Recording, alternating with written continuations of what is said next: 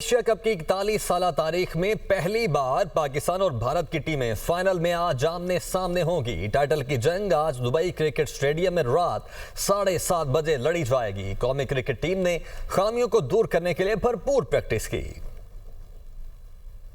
Asia cup 2025 کا بڑا final, شاہین بھارتی سرماؤں سے ٹکرانے کو تیار۔ گرین شرٹس پچھلی شکستوں کا بدلہ چکانے کے لیے بے قرار۔ دو روایتی حریف پاکستان اور بھارت ایک بار پھر آمنے سامنے ہوں گے۔ میچ 7:30 بجے دبئی کرکٹ سٹیڈیم میں کھیلا جائے گا۔ ایشیا کپ 2025 میں دونوں ٹیموں کا 2 بار مقابلہ ہوا اور دونوں بار فتح بھارت کے نام رہی۔